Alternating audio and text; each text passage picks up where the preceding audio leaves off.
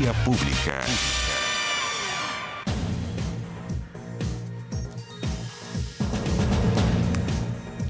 ¿Qué tal? ¿Cómo están ustedes? Muy buenas noches. Bienvenidos a Vía Pública. El presidente de la Asociación de Agricultores de la región de O'Higgins entregó una carta al gobierno. En ella exigió que en 48 horas se constituya una mesa de trabajo. Esto a raíz del asesinato de 2 agricultores en esa región.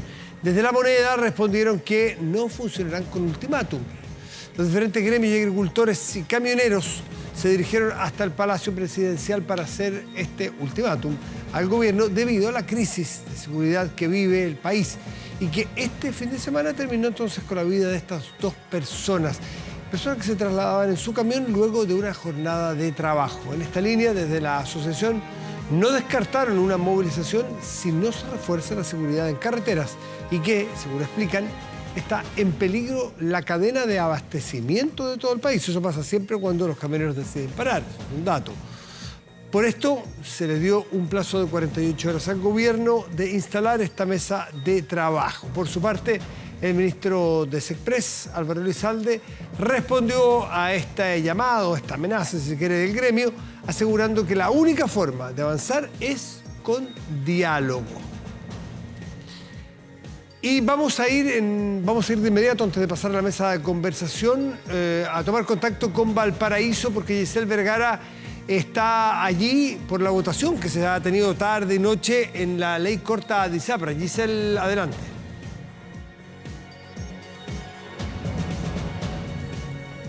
Así es, hace pocos minutos la sala del Senado despachó a la Cámara de Diputados el proyecto de ley corta de ISAPRES.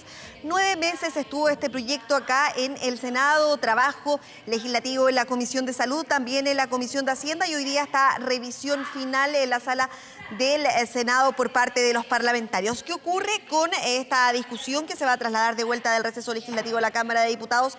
Se aprueba la mutualización, algo que ha sido bastante criticado por los parlamentarios que votaron en contra de aquello, y también se aprueba el alza de precios de planes de ISAPRE sin tope, de los precios bases. Nadie puede pagar menos de un 7% por el plan de ISAPRE. Esto no tiene tope, podría llegar incluso, lo habían señalado, a un 41% en las alzas de los planes. Conversamos con la ministra de Salud una vez terminada la discusión aquí en el Senado con respecto a lo que ocurre durante esta jornada y al trámite que va a continuar posteriormente en el mes de marzo ya en la Cámara de Diputados. Revisemos.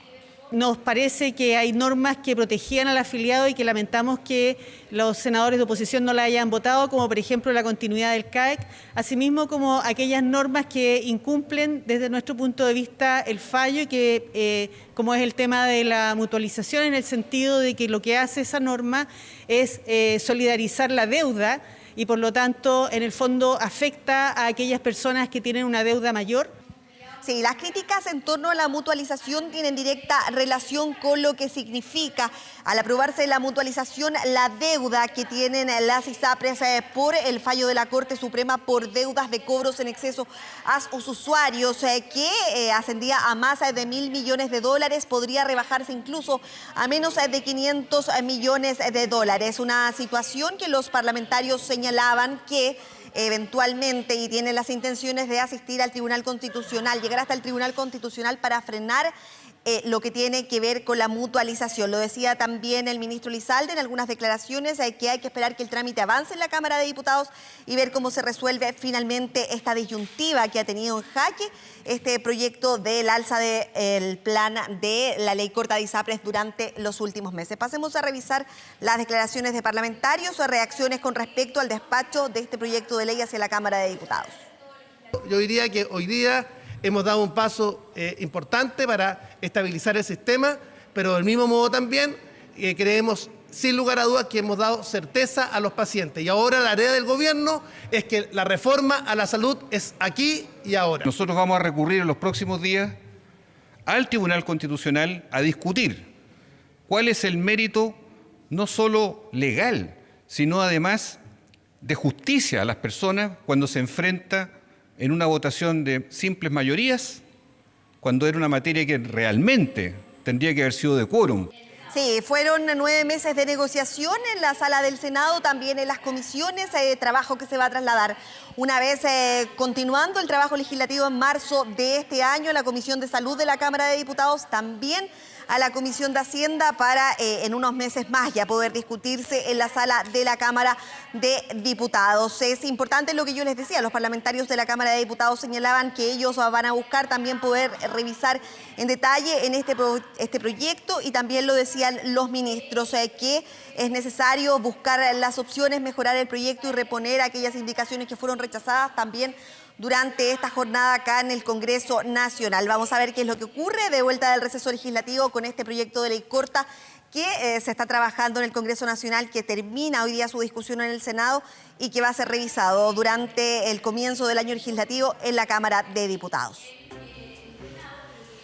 Muy bien, Giselle Vergara, con esa información muy útil que se acaba de producir ahora en el último espacio de la tarde-noche, sobre una materia que pasa en la Cámara de Diputados. Sabemos que ahí es más complejo, ahí hay más dispersión de votos, ahí hay más partidos chicos y cuesta más los acuerdos que en el Senado. Es el camino inverso de la reforma de la previsión que pasó en la Cámara de Diputados, pero sabemos en qué condiciones pasó, bastante vacío en cuanto a que muchos artículos fueron reprobados o rechazados y tiene que reponerse, algunos de ellos suponemos que el gobierno repondrá en qué modo en el Senado a partir de marzo. Esto es al revés, pasó por el Senado, va a la Cámara, todas deben ser que podrá terminar en una mixta. Pero enfoquémonos en otros temas porque partimos nuestro programa hoy día hablando sobre este dramático crimen, asesinato, homicidio a 2 agricultores en la región de O'Higgins. Estamos con el diputado de Renovación Nacional por la zona de Chalper. Diego, buenas noches y gracias por estar aquí. Gracias a ti, Matías.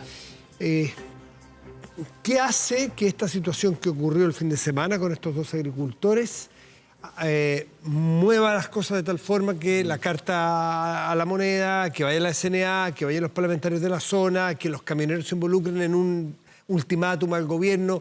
¿Qué cambió? ¿Cuál es el antes y el después aquí?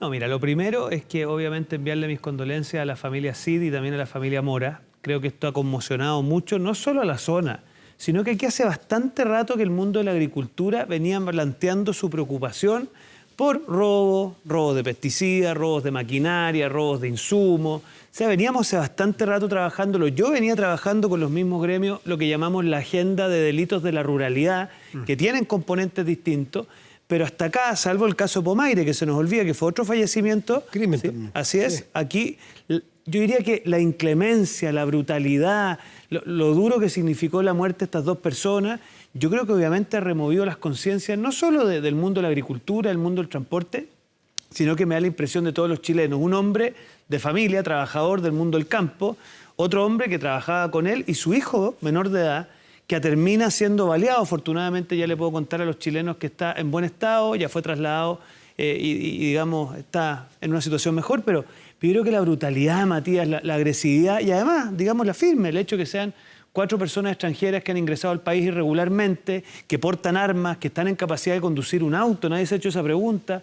¿Con qué enrolamiento, con qué RUT? ¿De dónde adquirieron el auto? Si son irregulares, quiere decir que no debiesen tener algún tipo de regularidad para adquirir un auto. Lo robaron o, una cosa que hemos venido anunciando hace un tiempo, fueron parte de algún proceso judicial y les dieron un RUT provisorio para los efectos del tema judicial y lo usan para otras cosas. Creo que te lo escuchaste a ti esto. Entonces, mi impresión es que acá estamos en una cuestión que hay que hincarle el diente a fondo, porque se entremezclan demasiadas cosas y al menos yo lo que he escuchado del mundo de la agricultura, escuchaba al ministro Elizalde decir que él cree en el diálogo. Bueno, lo que están pidiendo los agricultores es una mesa de trabajo para abordar la seguridad del desarrollo agrícola, especialmente en los meses de febrero y marzo, que son los más intensos de esta actividad. Escuchaba que una encuesta, me parece que es de la Sociedad Nacional de Agricultura, hablaba de que hasta el 70% de los agricultores, y cuando se entiende por agricultores, que se entiende que los hay de todos los tamaños, de todos los lugares y de todas las variedades de producción. O sea, hay personas que tienen unas chacras, digamos, claro, y unas hectáreas, claro. Bueno, pero da igual, todos tienen el mismo derecho, todo, pero es que hay gente que no tiene mucha posibilidad a la defensa, a conseguir un buen abogado, lo que fuera. 70%, me corriges tú, si sí, 70% declara haber sido víctima de algún delito. Claro, porque hay mucho más desamparo, si se quiere, en lugares alejados que en las grandes ciudades, ¿no? Tenemos 3 problemas. Primero, normalmente son robos en lugar no habitado. Y como son robos en lugar no habitado, la penalidad es menor, por lo tanto, estas personas que cometen esos robos, roban maquinaria, roban pesticidas, roban insumos, tienen muy baja penalidad, terminan o con una suspensión condicional o mucho menos incluso, y por lo tanto se la llevan bastante pelada. Uno. Segundo, es un hecho que en las comunas rurales no solo no opera el plan Calles sin Violencia, sino que muchas veces tenemos una situación de déficit de carabineros, que ellos mismos te lo reclaman.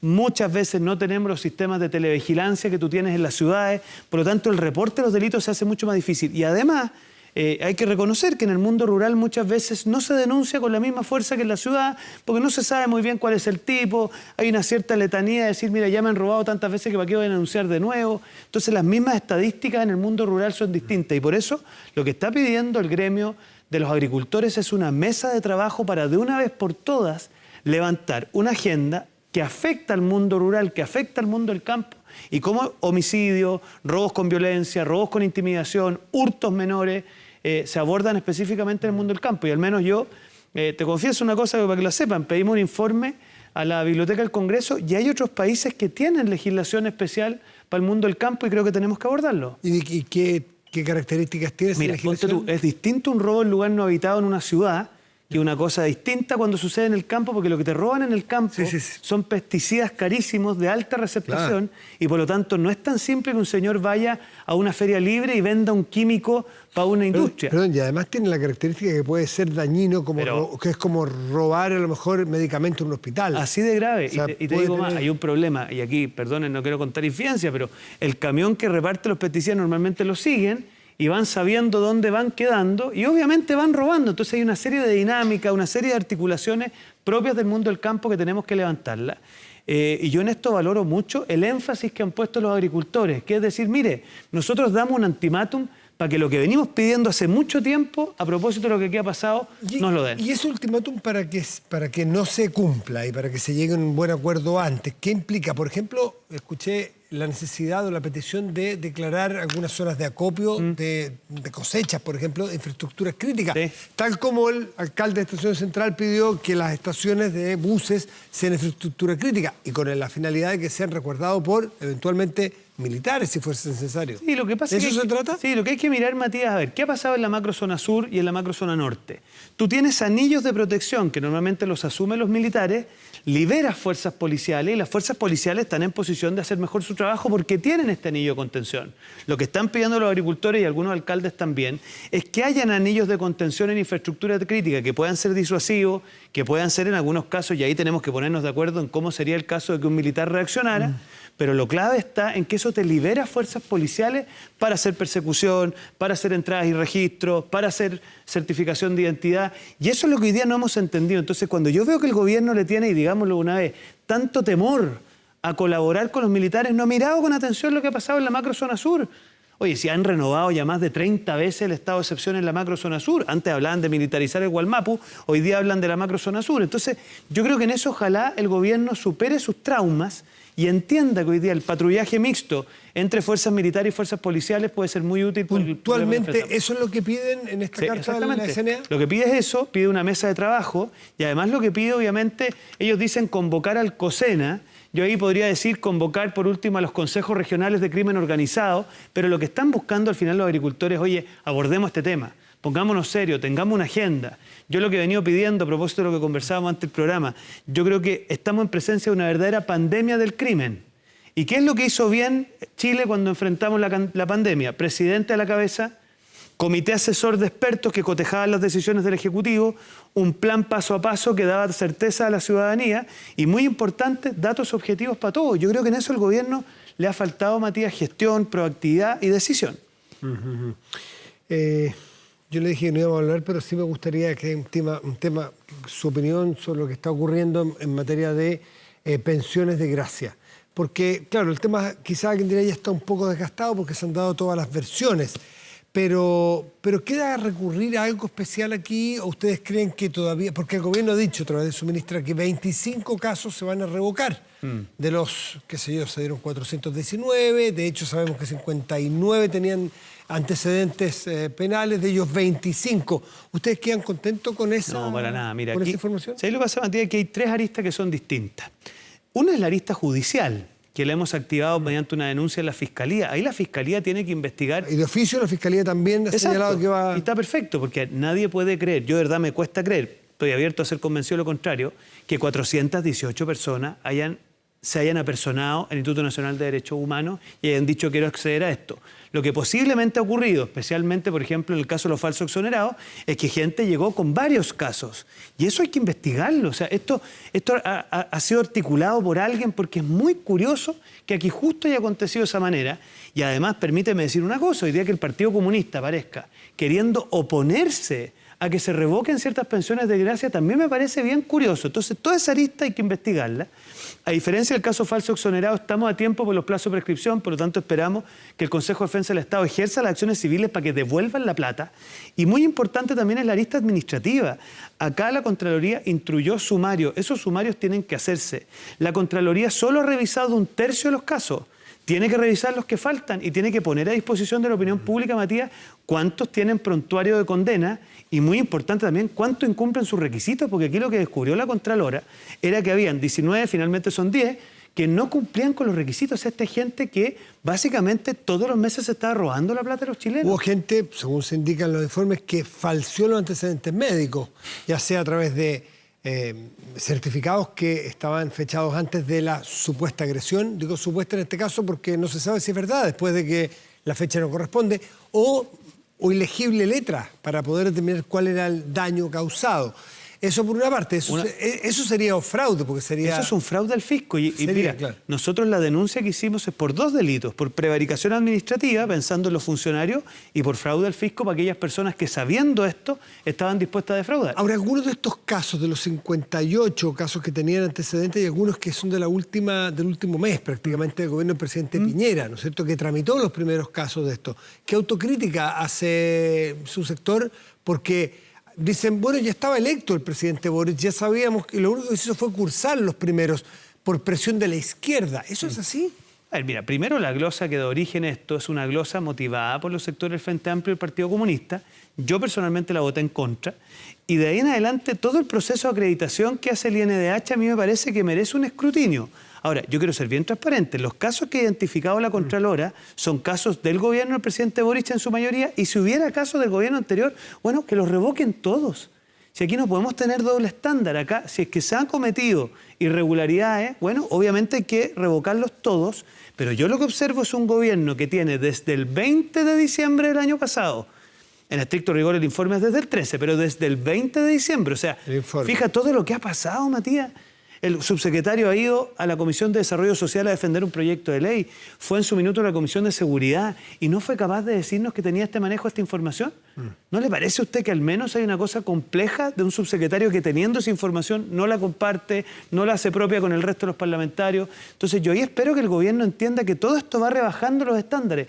Yo he llegado a pensar que estamos teniendo un problema institucional, porque ¿qué le queda a la oposición? La oposición no puede acusar al ministro, no solo porque no tiene los votos, sino que además nos van a decir que el jefe de servicio era el subsecretario, pero no tenemos ninguna herramienta para provocar una eventual salida de un subsecretario. Nos pasó lo mismo con el caso de la Junaev, nos pasó lo mismo con el tema de Democracia Viva. Entonces al final terminas en un juego muy complejo, donde los ministros dicen, mire, los subsecretarios son los jefes de servicio, por lo tanto ellos responden, y por otro lado los subsecretarios tiran la pelota al córner diciendo que en realidad son servicios dependientes, que en realidad esto lo hizo el INDH. Entonces, ojo, ahí tenemos un problema y espero que el gobierno entienda que lo que está en juego al final es la probidad, la credibilidad, y actúen en conformidad a eso. ¿Es necesario que de aquí en adelante, o es adecuado a su juicio, en que un eventual daño que algún funcionario del Estado le haga a un ciudadano sea reparado a través de pensiones de gracia, reparado por el daño causado? ¿O usted cree que lo que tendría que haber es después de un proceso judicial que determine responsables? Yo en esto tengo que ser coherente con lo que he defendido siempre. A mí me parece que lo que corresponde es que una persona que siente que un organismo del Estado, cualquiera sea su expresión, lo ha dañado en sus derechos, recurra a lo que en un Estado de Derecho tiene que determinar, uno, si efectivamente había un daño causado por un agente del Estado y si ese daño es susceptible de ser indemnizado. Eso corresponde a un sede judicial. Yo personalmente creo que todo lo que hemos recorrido para atrás es algo que tenemos que replanteárnoslo, porque para serte franco, Matías, ¿qué ha pasado? El INDH en los hechos parecía que no acreditaba nada. Después el subsecretario de Interior tampoco. ¿Es racional pensar que no se puede ni entregar una reparación, ni se puede pedir disculpas, ni se puede, qué sé yo, mientras no haya un fallo judicial, porque no sabemos quién es el culpable? Eso en racionalidad jurídica tiene todo el sentido. Pero nuestra experiencia en materia de derechos humanos en Chile, que es larga y dolorosa y profunda, sabemos que hay juicios que tardan 20, 25 años y que no hubiésemos tenido, dado a esa lógica jurídica, la reparación que se tuvo del principio del regreso a la democracia, donde hubo personas que a través de después de la Comisión Reti, que en fin, se pudo establecer que habían sido víctimas. Sí, está bien, pero aquí lo que nos convoca es otra cosa. Sí, pero esto cuando hablo del tema de derechos humanos. Está bien, pero en particular acá, ¿qué es lo que se supone que tenía por fundamento? Que es que en una situación específica, temporal además, ciertas personas habían sufrido daños permanentes a partir de agentes del Estado. Eso estábamos en posición perfectamente de llevarlo a los tribunales de justicia, se podía resolver acreditando los daños y viendo qué indemnización concreta merecían estas personas, pero lo que ha quedado demostrado es que acá ciertas personas, muchas veces sin constatación de lesiones, con certificados médicos chanta, han sido beneficiarias de pensiones vitalicias. Yo no sé si somos conscientes de lo que eso genera en personas que se sacan la mugre trabajando, que sufren lesiones, que pelean con el COMPIN por sus licencias y que hoy día ven que ciertas personas se hacen beneficiarias de pensiones de gracia de por vida. Bueno, pensiones de gracia que son a veces 2 o 3 veces lo que es una subvención escolar. Yo espero, aquí algunos celebraban porque el presidente anunció que iba a revocar una pensión de gracia a una persona con pornografía infantil, cuando el informe lo tenían hace más de un mes. Hoy día celebran que van a revocar 25. Yo le digo, ministra Toá, revoquen todas las que haya que revocar, porque aquí lo que está en juego es la confianza, más allá de las instituciones en concreto, de la institucionalidad en general y su reacción sobre este tema. Diego Chalper, diputado René, gracias por estar aquí esta noche. Gracias, Matías. Que te vaya muy bien. Igualmente. Hacemos una pausa y volvemos. Espérenos.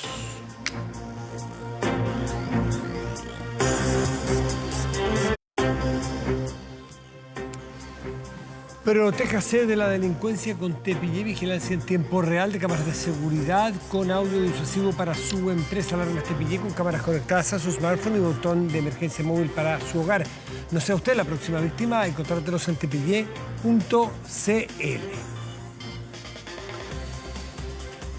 Y bueno, son variados temas que tenemos que conversar con la diputada que nos acompaña esta noche. Emilia Schneider de Convergencia Social está a la distancia con nosotros. Diputada, buenas noches, gracias por recibirnos como siempre. Hola Matías, un gusto conversar contigo, también con quienes ahí nos están mirando desde la casa. Bueno, partamos por algo que es más coyuntural del día, porque supimos del caso del diputado Venegas, el diputado Nelson Venegas del Partido Socialista, que fue el único parlamentario de los que se hicieron el examen o la muestra para ver si había consumo de drogas.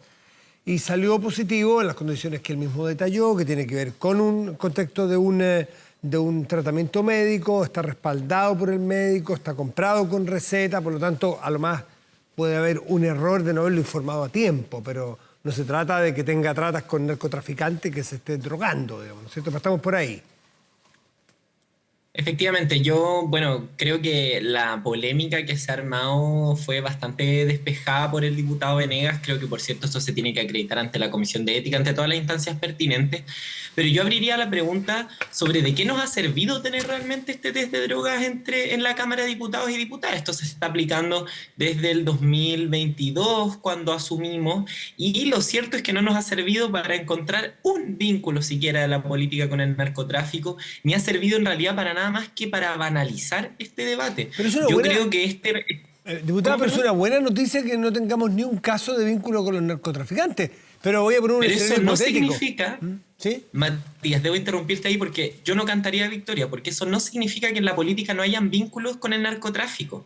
No quiero apuntar a nadie, pero por ejemplo pongo el caso de, el Chapo Guzmán, creo que leí por ahí, que a él no lo encuentran y a los grandes narcotraficantes de la historia no los han encontrado por un test de consumo. Los encuentran porque hay que seguir el dinero, y eso es a lo que permanentemente en la Cámara de Diputados y Diputadas desde la derecha se niegan, a abrir las cuentas bancarias, a buscar los flujos de dinero, porque así es donde se encuentran los vínculos del crimen organizado con la política.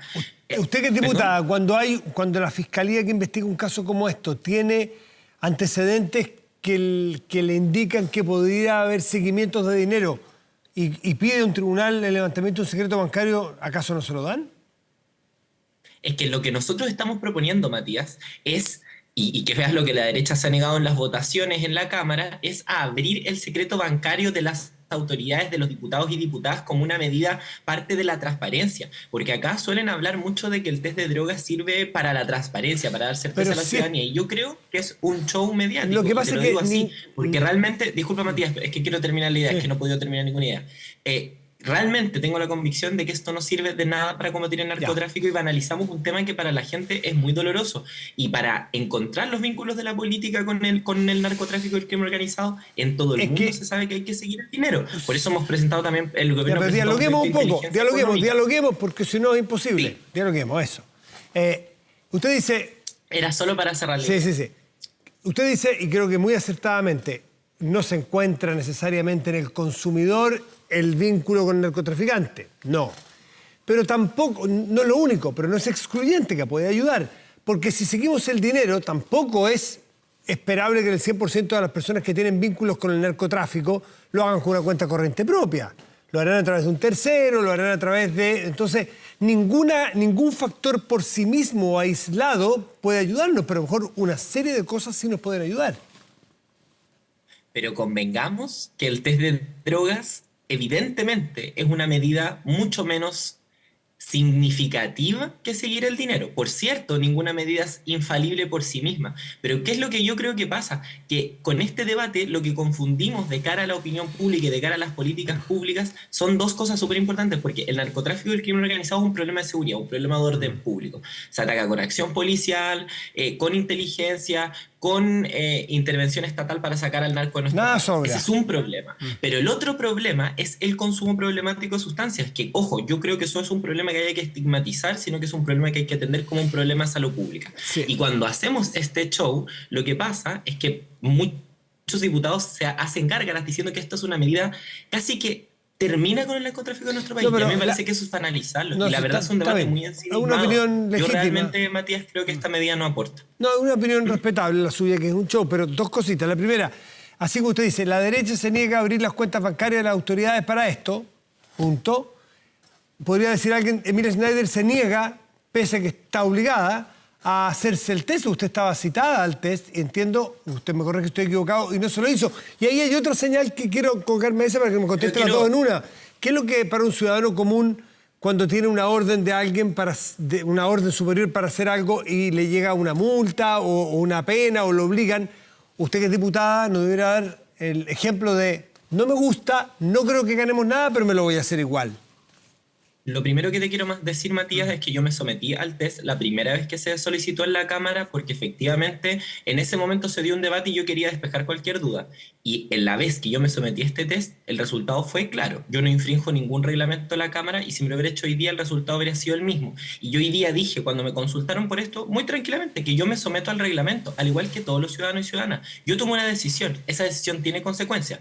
Probablemente la Comisión de Ética me van a pasar una multa, lo que sea. Y yo voy a enfrentar las consecuencias de mis acciones, pero lo que no puedo hacer es consentir en un show que banalice una cuestión que es un drama para muchas familias, y lo digo no porque me lo contaron, yo lo viví, lo conté en el momento en que se discutió eso en la Cámara. Yo crecí en mi adolescencia en un entorno donde había personas que consumían drogas de forma peligrosa y era algo que sin duda me impactó en mi desarrollo. Entonces yo lo que no estoy disponible es para banalizar el dolor de esas personas para sacar un par de titulares. Para abrir el secreto bancario estoy disponible, para trabajar por mejores instituciones para perseguir el narcotráfico estoy disponible, para que el Estado esté en los barrios donde hay narcotráfico ofreciendo oportunidades, educación, posibilidades para esos jóvenes que hoy día no ven en la educación una opción para mejorar su futuro y sí la ven en el narcotráfico, y eso me parece lamentable.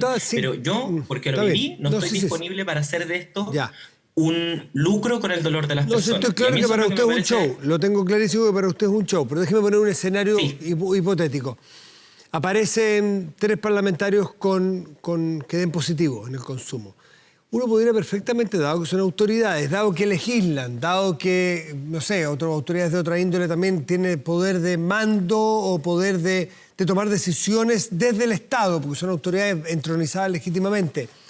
Uno podría preguntarse si esa persona X, porque afortunadamente salieron todos negativos, salvo el que ya mencionamos, que es una cosa médica, Uno podría decir, la diputada o el diputado o el subsecretario o el ministro, ahora o el gobierno siguiente, da lo mismo. A, B y C dieron positivo. Perdón, ¿a quién le compran ellos? Más allá de lo sanitario, que es el consumo problemático, un tema de salud psicológico, psiquiátrico y muy delicado. ¿Pero a quién le compran ellos? ¿Acaso no tienen conflictos de intereses al momento de legislar estas personas que le compran a alguien que es más arriba está el narcotráfico? Y a ese resultado, Matías, podríamos llegar sin siquiera tener que esperar a que esos diputados les toque el test. A esos resultados, a esas conclusiones podríamos llegar abriendo las cuentas bancarias, porque ahí se ven el flujo de los dineros. Y hay un consenso. ¿Y si lo hicieron con el vecino? Entre perdón. todas las personas que hablan de la inteligencia para descubrir el narcotráfico, que hay que seguir el dinero. Follow the money, dicen. Yo entiendo por el ahí. punto, follow Entonces, the money, pero yo creo que pero follow todo. Yo creo que en este caso, ¿por qué usted excluye una posibilidad? No es la bala de plata el examen, que duda cabe, no es lo único con lo cual vamos a conseguir destruir todo lo malo, no. Pero ¿por qué negarse Pero mira de lo que estamos conversando, Matías. Estamos conversando algo muy serio. Es que ese es el problema, porque ponemos el foco y el acento, creo yo, en un debate que no es el debate que corresponde. O sea, el show mediático que se armó hoy día porque un diputado dio positivo porque tenía una condición de salud. Hay diputados de la UDI, el diputado Guillermo Ramírez tuvo que pedir perdón porque dijo que había salido positivo a cocaína. Entonces, ¿por qué yo creo que este es un problema? Porque pone el foco en aquello que genera más clics, más luces, más titulares, que es hablar del consumo de sustancias de personas públicamente connotadas. Y saca el foco de dónde están los dineros, de lo que hay que hacer en serio por el narcotráfico, porque este es un debate mucho más mediático. Y por lo tanto, me parece que es mucho más banal también lo que estamos hablando. Entonces, por cierto, hagámoslo todo. Estoy completamente disponible, pero hagámoslo en serio. Hagámoslo resguardando la privacidad de las personas, hagámoslo resguardando también que se persiga el dinero, porque aquí hay diputados que dicen, no, yo no tengo nada que ocultar, pero cuando tú les dices, abra su cuenta bancaria, te dicen que no. Entonces sí, yo estoy de acuerdo, esto no es una bala de plata, yo no lo quiero excluir,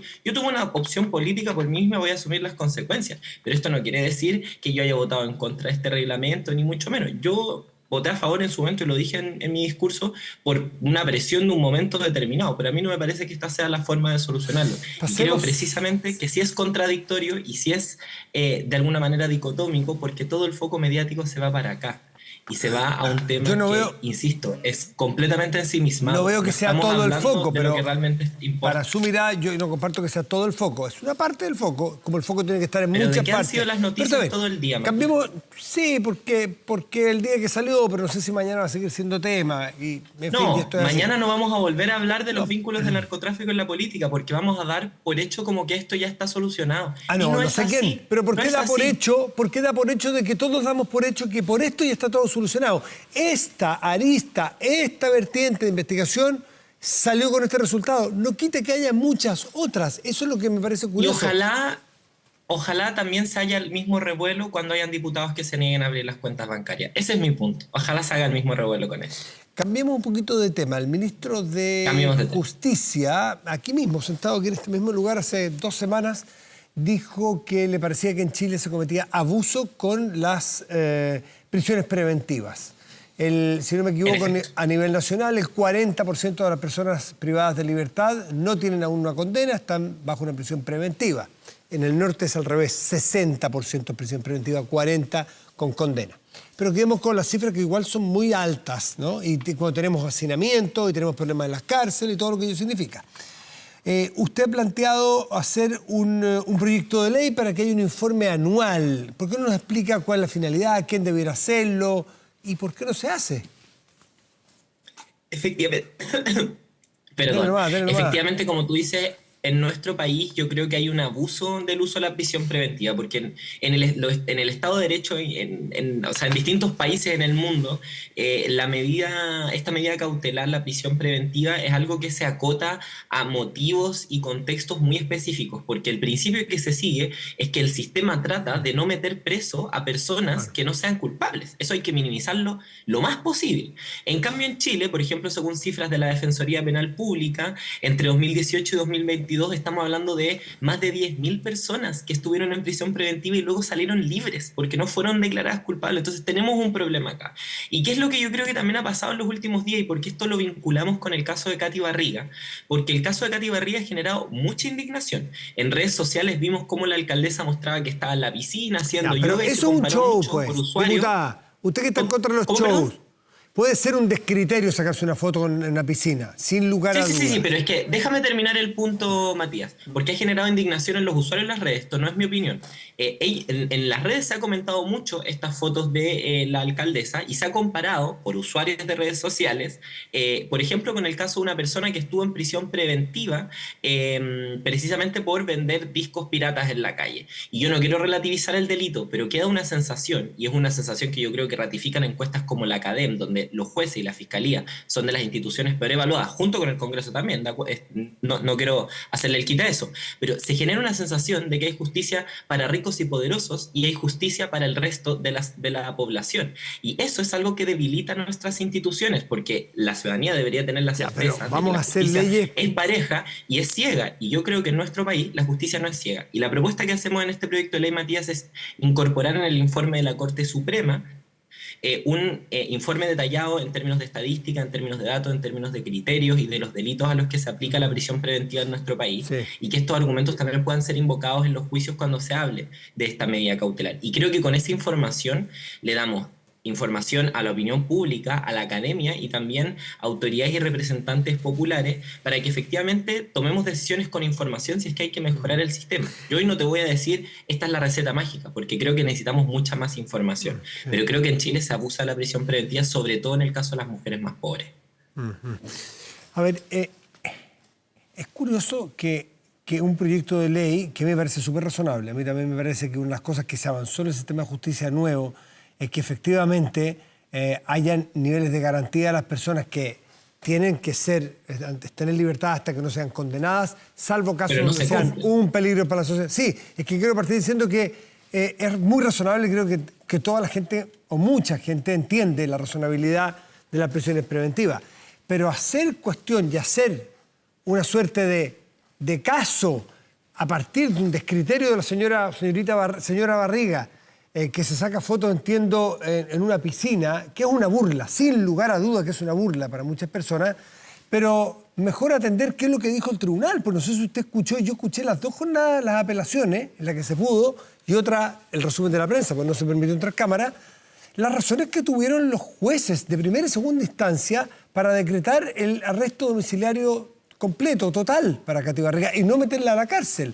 Entonces, a partir de lo que dicen las redes, es demasiado chico eso como para tomar decisiones políticas. Que no es solamente lo que dicen las redes, Matías, porque precisamente creo que se ha ridiculizado mucho a partir de este caso, porque no minimicémoslo, esto es un caso emblemático. Estamos hablando de posiblemente 31.000 millones de fraude al fisco, uno de los escándalos de corrupción más grandes en nuestra historia.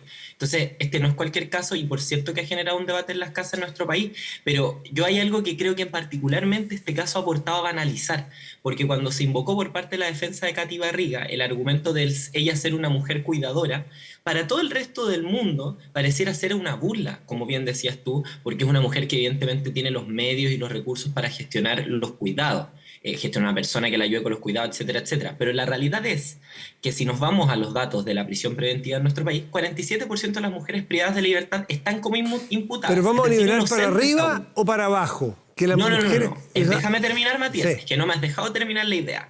La mayoría de estas mujeres son madres y sostenedoras de su hogar.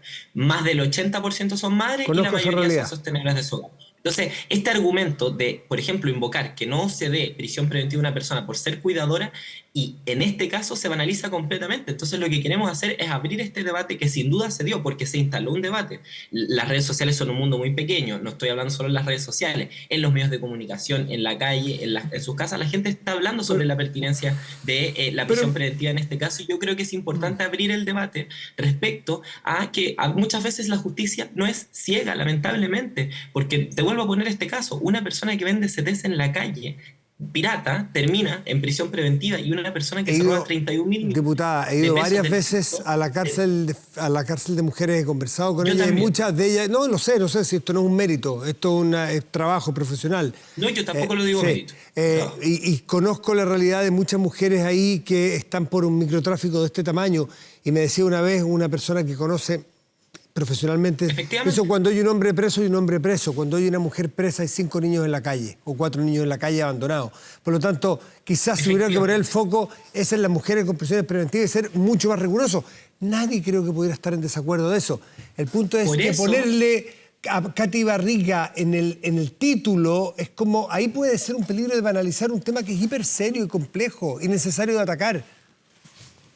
Yo me lo estoy tomando muy en serio, No, Matías, no digo y usted, por pero, cierto que es pero a raíz de, pues es a llamarle raíz de un ley Katy caso- Barriga, no es... Es a ya- raíz de un caso mediático y acepto tu crítica, no me quiero detener ahí, la acepto, la tomo nota, pero yo me tomo este tema muy en serio y vuelvo a insistir, yo no quiero nivelar para abajo, quiero que tengamos un sistema que efectivamente garantice que la prisión preventiva sea una medida cautelar De acuerdo. acotada a los contextos y los casos que lo amerite y no se abuse. Porque, por ejemplo, por ahí vi en la prensa también que el presidente de la Suprema, si es que no me equivoco, decía que 9 de cada 10 solicitudes de prisión preventiva se acogen. Lo decía de alguna forma para escudarse ante las críticas que ha generado por parte de la propia Fiscalía, Claro, la opinión porque- pública, el no haberle dado prisión preventiva a Katy Barriga. Entonces, creo que tenemos que abrir un poco la discusión, porque la gente se queda con esta sensación que te digo, o de que la justicia discrimina entre ricos y poderosos y todo el resto, o de que la justicia no actúa. Entonces, por eso necesitamos datos que crucen el nivel socioeconómico, el delito cometido, si es hombre o mujer, etcétera, etcétera, etcétera. Creo que ese es el centro del proyecto. Te acepto que lo del nombre, te acepto, puede ser una crítica, yo tengo una diferencia ahí, creo que este es un caso emblemático que nos permite abrir una discusión mucho más profunda Oiga, y mucho más densa. Antes de despedirnos, Pero diputada, creo que el foco es ese. ¿le quiere contestar algo a la... ¿Se sintió? No, distinto. Le planteo de nuevo. Antes de terminar, diputada, ¿se sintió aludida por la alcaldesa Matei? Que dijo que eran... Un día de la mañana en Tele 13 Radio que dijo que eran jovencitos que han tenido todas las oportunidades, que estuvieron en colegio privado, que son de familias bien y que se las dan de revolucionarios. Jovencitos arrogantes. Yo no me siento descrita por esa categoría, por esa categorización, pero no voy a entrar en detalles sobre mi persona. A mí lo que me parece es que una persona mayor que aspira a ser presidenta de la República, me parece que es una bajeza buscar hacer noticia denostando a otras personas. Yo esperaría que confrontemos ideas y que, por ejemplo, ella responda por qué dice que el aborto en 3 causales es un tema cerrado si su coalición está en contra y apoyó un proyecto constitucional que lo ponía en peligro, o cuál es su opinión sobre el debate de pensiones, porque ha estado en silencio, defiende o no la AFP, cree que hay que hacer una reforma. Yo esperaría que una persona que aspira a ser presidenta de la República tenga un poquitito más de altura y se dedique un poquitito menos a las peleas chicas, que como ella dice podría dejárselas a los cabros y cabras chicas como yo, pero al menos yo no estoy interesada en caer en esa polémica. No me siento aludida, me parece una bajeza y creo que incluso, lo decía muy bien la ministra Vallejo, olvida que ella en su momento también de forma muy machista, otras personas la trataban de cabrita chica y que a mí no me parece. Ella siempre ha sido una política con quien yo no comparto nada, pero que no creo que haya que tratar de esa forma. Entonces a mí la verdad me parece una bajeza y que habla de qué está preocupada a la alcaldesa, de tratar de imitar el estilo José Antonio Caz, polemista, con cuña, pero poca propuesta y poco contenido de fondo. Lo lamento, la verdad. Emilia Schneider, diputada de Convergencia Social, ¿se descongeló la relación de demócratas con el gobierno a partir de los dichos del presidente Diego Ibáñez de su partido o no? Yo la verdad no me corresponde dar eso por cerrado, pero yo entiendo que se ha conversado, que se han abierto los diálogos y yo esperaría que tengamos claro un principio. Ninguna pelea entre políticos, ni porque el diputado dijo esto, ni porque Demócrata firmó una indicación que después rechazó y faltaron su palabra empeñada, ninguna pelea entre políticos está por sobre el objetivo central que es subir las pensiones a la gente. Entonces a mí me parece que si alguien va a cerrar la puerta, usted fue de los que si alguien va a cerrar la puerta al diálogo por lo que... ¿Cómo, perdón? Usted fue de los que criticó a Diego Ibáñez, encuentro que estuvo en lo correcto. Yo lo desdramatizo, no te diría ni correcto ni lo reprocho. Yo quiero salir de la polémica, porque si fuera por caer en polémicas, por dichos que agreden o molestan personalmente a un diputado, a mí me han dicho, Matías, y tú lo has visto en la prensa, una cantidad de barbaridades en el Congreso, y si yo me negara a dialogar porque yo me siento herida en el Congreso, creo que pondría primero mi interés antes que el interés de los ciudadanos. No, a mí me eligieron para trabajar, para llegar a acuerdos y para poner por delante los objetivos públicos, no los privados. No si yo me sentí ofendida, sino efectivamente, en este caso, subirle las pensiones a la gente. Entonces, la verdad, yo creo que hay que salir de esta polémica porque nos vemos hacia la gente ensimismados. O sea, estamos discutiendo de dimes y diretes entre un diputado y una senadora, un presidente de partido y otro presidente de partido. ¿Y dónde están las pensiones? ¿Dónde está lo que le importa a la gente? Que es poder llegar a fin de mes, que los adultos mayores puedan comprar sus medicamentos. Entonces, la verdad creo que el foco está en otro lado. Creo que se tienen que dar todas las conversaciones pertinentes para calmar las aguas, pero creo que hacer esto, el tema central, me parece que es perder el foco de lo que estamos discutiendo y es alejarnos aún más de la ciudadanía. Diputada Sinades, como siempre, un gusto y muchísimas gracias por atendernos. Que esté muy bien. Un gusto como siempre para mí también, Chao. Matías. Chao. Chao, chao. Si no puedes tener el control total de tu empresa desde cualquier parte y en línea, Kame ERP es para ti. Facturación electrónica, integración en bancos, flujos de caja, remuneraciones, todo en un solo lugar y mucho más, desde 12 UF al año. Toda la info en kame.cl o en comercial@kame.cl. Hacemos una pausa y volvemos, espérenos.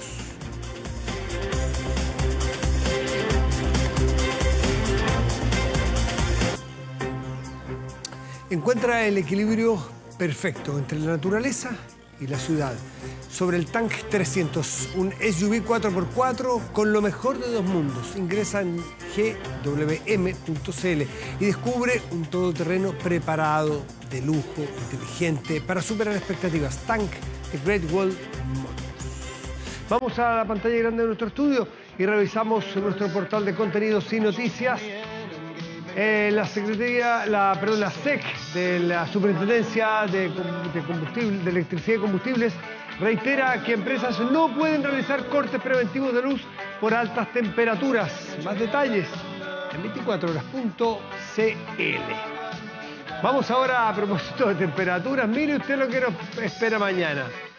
37 grados de máxima probable para mañana, con 15 de mínima probable. Para el miércoles 36, hasta allí deberían llegar los termómetros. 35 el jueves, 36 el viernes. El sábado respiramos un poquito con 32, que siempre ha sido mucho, pero al lado de todo lo otro es como para ir a tomar sombra. 32 para tomar fresco, como decían en el campo, pero es realmente alto, ¿no?, lo que nos espera. Y mínimas de 16, 15, 16 en Santiago. Para tomar las precauciones del caso, que siempre lo decimos, pero factores solares, agüita, sombra, en fin. Hace 41 años, la banda australiana Men at Work, la misma que se presentará el martes 27 de enero en Viña del Mar en el festival.